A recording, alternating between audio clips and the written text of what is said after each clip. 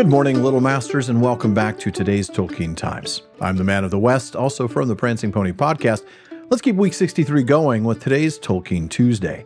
Now, over the last 4 weeks, we have looked closely at Letter 210 and the various concerns that Tolkien has expressed about that proposed Zimmerman adaptation. Today, we look at a few specific complaints about the Two Towers portion of the story and see that Tolkien essentially gives up on the Return of the King as we actually and finally finish Letter 210.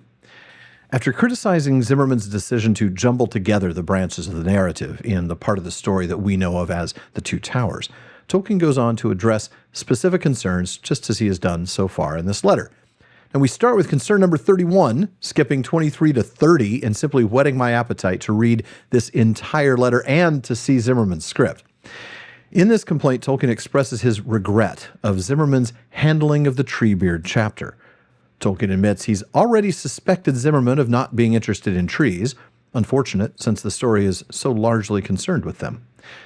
Whatever Zimmerman has done must have been befuddling, because Tolkien says that surely what we have here is, in any case, a quite unintelligible glimpse. It's so unintelligible as to lead Tolkien to ask, what are Ents? As the story moves to Rohan, Zimmerman continues to make choices that Tolkien wants nothing to do with. Tolkien writes, "We pass now to a dwelling of men in an heroic age.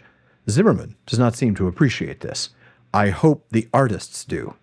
But he and they have really only to follow what is said and not alter it to suit their fancy out of place." Do not alter it to suit your fancy. All right, Professor. Well noted. He goes on to some very specific matters, explaining that in a place like Medjugorje, private chambers played no part. Theoden probably had none, unless he had a sleeping bower and a separate small outhouse. He received guests or emissaries seated on the dais in his royal hall. This is quite clear in the book, and the scene should be much more effective to illustrate. Quite clear. No need to alter it to suit your fancy, Zimmerman. Following along with that theme, Tolkien wonders why Zimmerman doesn't have Theoden and Gandalf go into the open before the doors, as I have told. Good question. After all, Tolkien has already given you a scene to shoot, and a fantastic one at that, I might add. Tolkien adds that even though he's somewhat enriched the culture of the heroic Rohirrim, it did not run to glass windows that could be thrown open. We might be in a hotel. I love that snark. Tolkien suggesting that throwing open a glass window in a medieval mead hall does feel awfully out of place. And Tolkien reminds us quite clearly that the east windows of the hall were slits under the eaves, unglazed. So, windows or lack thereof are very important. Now, moving on, Tolkien points out that even if Theoden did have a private bedchamber, quote, it could not become a beehive of bustling activity. The bustle takes place outside and in the town. What is showable of it should occur on the wide pavement before the great doors. See, Tolkien has some very specific ideas about his story should be told, and I'm fairly sure Zimmerman has missed the target by several miles. Next up is the Defense of the Hornburg, a title that Tolkien prefers rather than Helm's Deep, since the ravine behind is not shown. He almost approves, saying that he does not find the glimpse of this entirely satisfactory. Well, that's at least partially satisfactory, right, Professor? I mean, that's a virtual win for Zimmerman compared to what we've seen so far. Tolkien continues, it would, I guess, be a fairly meaningless scene in a picture, stuck in this way. Actually, I myself should be inclined to cut it right out if it cannot be made more coherent and a more significant part of the story. Now, Tolkien suggests that it's Zimmerman's apparently short treatment of the Ents and the Hornburg that together create a bit of a dilemma. If these two elements, quote, cannot be treated at sufficient length to make sense, then one should go. Which one? Well, Tolkien says it should be the Hornburg, which is incidental to the main story. And there would be this additional gain that we are going to have a big battle, of which as much should be made as possible, but battles tend to be too similar. The big one, talking about the Pelennor here, would gain by having no competitor, end quote. Now, this is really interesting in light of Peter Jackson's decision to make the Battle of Helm's Deep, not the Defense of the Hornburg as it should have been, a very long and big battle. But that might be explained away more readily, canons of narrative art being what they are, by the fact that this battle, the Battle of Helm's Deep, and the big battle that Tolkien mentions in his letter, which is clearly the Pelennor, are in Jackson's adaptation in 2 different movies. Now here, Zimmerman was creating one film adaptation, in which case I concur with Tolkien. Why have two battles? Just drop the one, spend more time on the Ents, and focus on the big battle later. Even small changes really annoy Tolkien. He wonders, why on earth should Zimmerman say that the hobbits were munching ridiculously long sandwiches? Ridiculous indeed. I do not see how any author could be expected to be pleased by such silly alterations.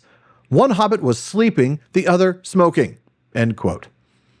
One wonders how Tolkien would feel about some apparently psychoactive pipeweed and some particularly good salted pork.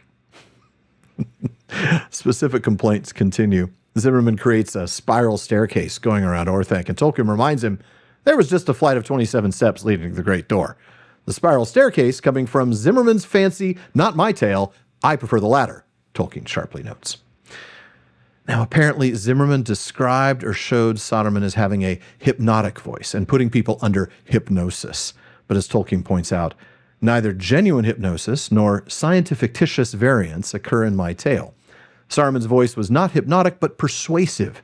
Those who listened to him were not in danger of falling into a trance, but of agreeing with his arguments while fully awake. It was always open to one to reject by free will and reason both his voice while speaking and its after impressions. Soderman corrupted the reasoning powers. Now, first lesson I get from this passage is that I need to use the word scientifictitious regularly. That is amazing, and I love that word. Second, this is another example of Zimmerman butchering an important character. Remember last week when we noted that characters were even more important than the plotline for Tolkien? Now also, Zimmerman had Saruman take his own life, apparently, something that Tolkien strongly disliked. Zimmerman has cut out the end of the book, including Saruman's proper death. In that case, I can see no good reason for making him die. Saruman would never have committed suicide. To cling to life to its basest dregs is the way of the sort of person he had become. Now, if Tolkien went into this kind of detail for The Return of the King, I would have had a few more weeks of episodes to go on, but alas, he does not. Instead, he writes simply and oh so clearly, Part 3 is totally unacceptable to me as a whole and in detail. Zimmerman has only made preliminary notes, but intends to flesh it out to be as long as parts 1 and 2. That in doing so, Tolkien says that he has to bring it into relation with the book and its gross alterations of that corrected. But if it's supposed to be just a short conclusion, Tolkien ends with this. All I can say is the Lord of the Rings cannot be garbled like that. Zimmerman, oh yeah? Just watch me.